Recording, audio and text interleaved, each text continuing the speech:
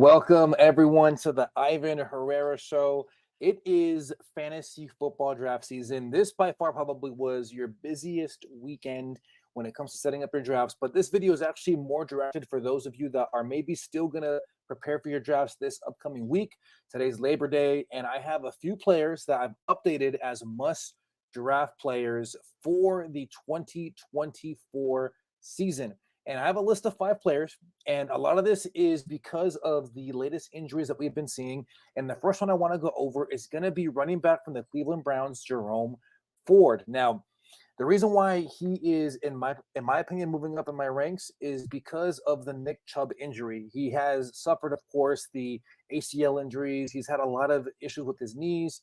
And to open up the season, he's going to be on the PUP list, which means he's not going to be available for at least 5 weeks because not only will he be gone for those 4 weeks, but they also have a bye week a little bit after that. So he's going to be gone for a good chunk of time. And with that, you're going to see Jerome Ford take the helm there.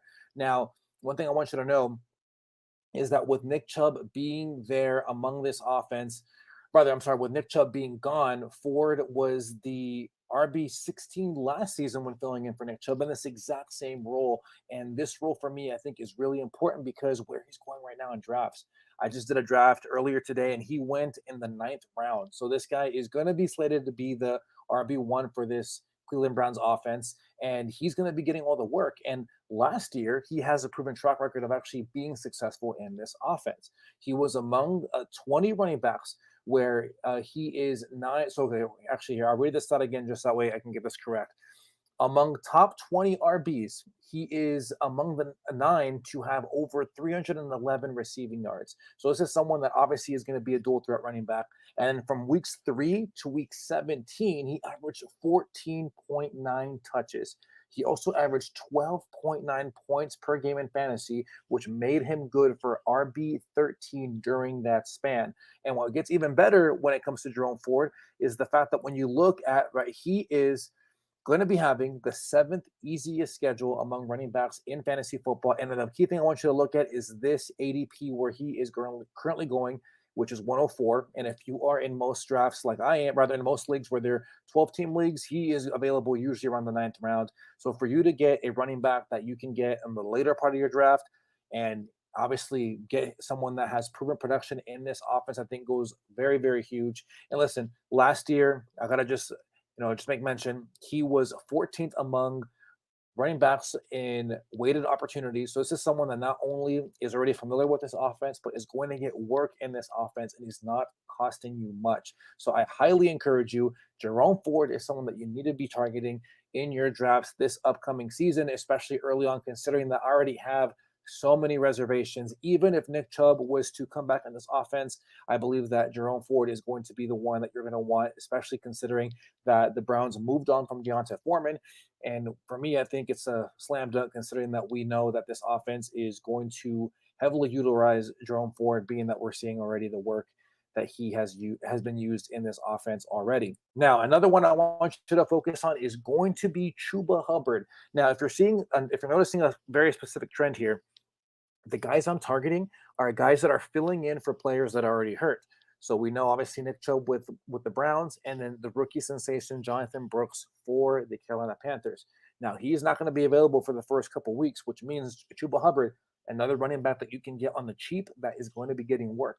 And I know it's a little bit shocking because last season the talk of the town in Carolina was how Miles Sanders was going to be the one getting all this work in this offense, but Chuba Hubbard essentially took over that role. And just to speak on to how effective he was in taking over this role, excuse me, from weeks 4 to weeks 18, he was the RB21, averaging 11.9 points per game. And he also ended the season with 7 straight games with double-digit production, averaging 13.7 points per game.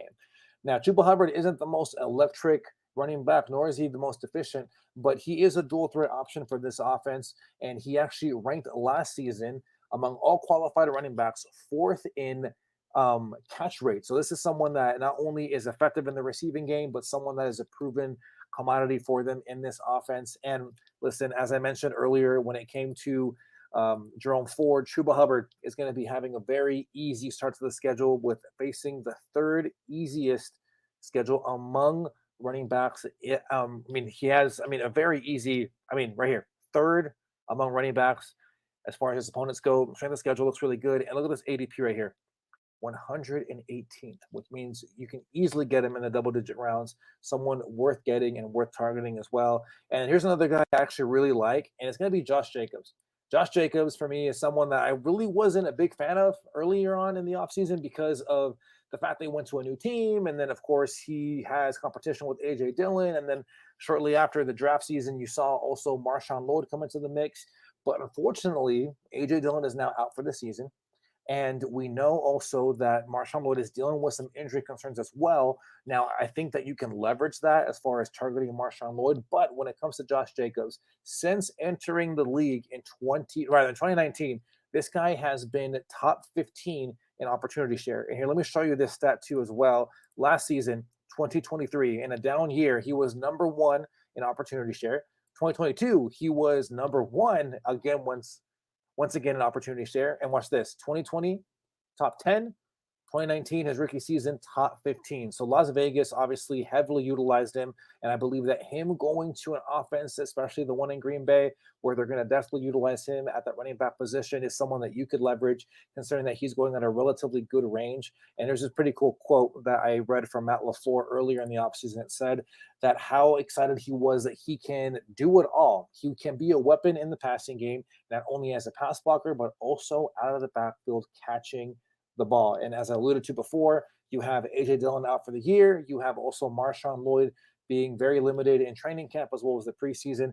And for me, Josh Jacobs easily becomes a must draft for your fantasy rosters. Now, I do want to share a wide receiver here, and it's going to be Christian Kirk out of the Jacksonville Jaguars. So last year, all the talk was about Calvin Ridley, right? And how he was going to take over this offense and everything. But unfortunately, that never came to fruition. And then now you have this offseason, you have Zay Jones now also out. You have Calvin Ridley now moving on, going to the Titans, and which leaves so much vacated targets for Christian Kirk. Now, of course, the Jaguars do also draft Brian Thomas Jr., the rookie. I think will have a pretty good role in this offense, but I'm not too concerned with how this is going to affect Kirk because we had this same conversation last year. And to kick off the year last season, Christian Kirk had a good stretch from weeks 2 to week 7, where he was the wide receiver 11, averaging 16 points per game. And even with Ridley in the mix, and now, of course, you have, even with Ridley in the mix, and you also had Evan Ingram, he still saw a 21% target share, which is a really healthy amount considering that he was supposed to be the wide receiver 2. And of course, now you have Brian Thomas Jr., you have Gabe Davis, in this offense. But the thing is, I think the familiarity there that he has with Trevor Lawrence really outweighs all those concerns. And again, I think one thing you'll be noticing with this video that I'm mentioning a lot is not only the ADP, but also the strength of schedule. Because a lot of what you want to do right now is you want to put your fantasy roster in a pretty good position to have solid matchups. And these guys that I'm mentioning really aren't necessarily guys you're going to get at the top of your draft. Outside of Josh Jacobs, who I believe should go around the 3rd or 4th round range. But Christian Kirk is there for the taking around the 5th, maybe even the 6th round. And this guy is someone that is going to be a really good option for you in your flex position. And currently, right now, his ADP has him going 71st. And I think that this is a really solid option as a wide receiver 3, especially if you really target wide receivers early within your drafts. Now, with that, I do want to make a quick pivot and just remind you guys that we do have a lot of stuff going on here within the channel.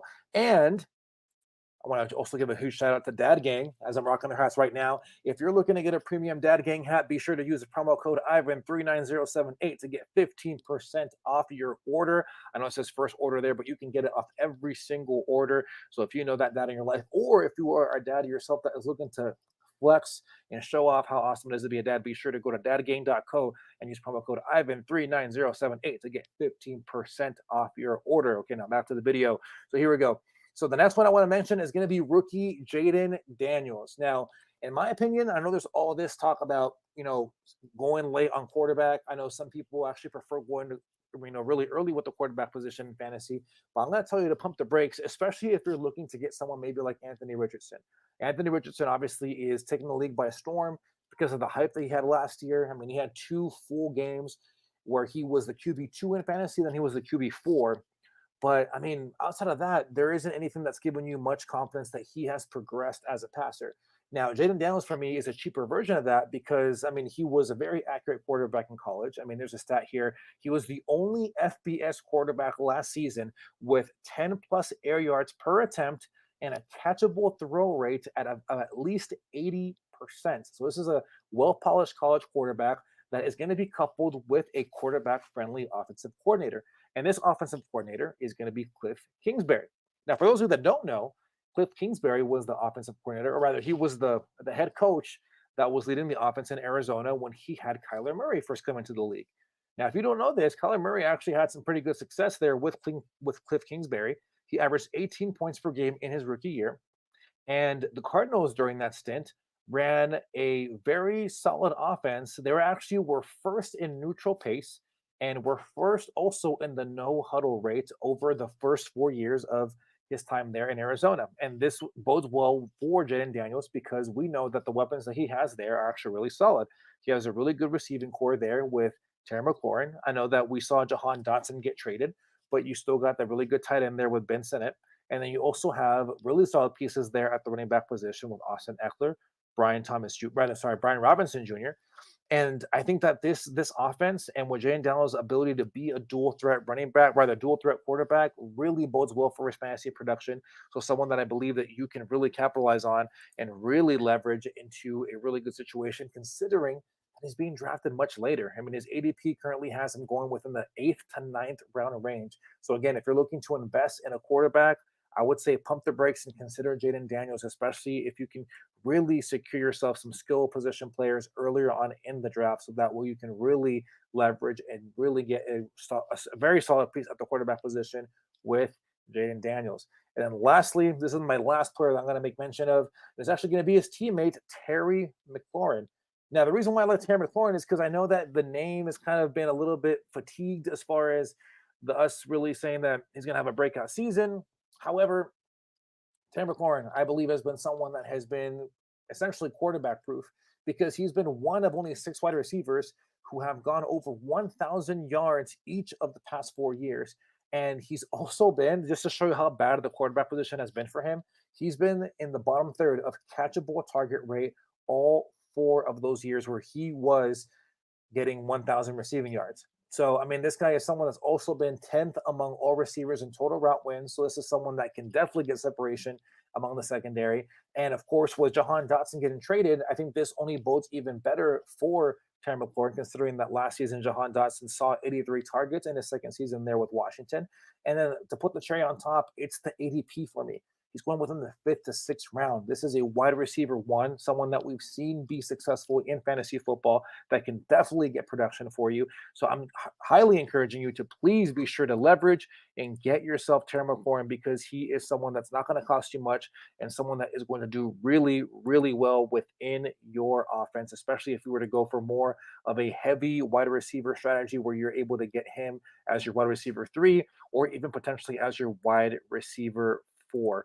So with that, guys, I just want to strongly encourage you that please, if you're looking for more information on how you can get plugged in into the channel, please be sure to subscribe, be sure to follow, and also hit that like button.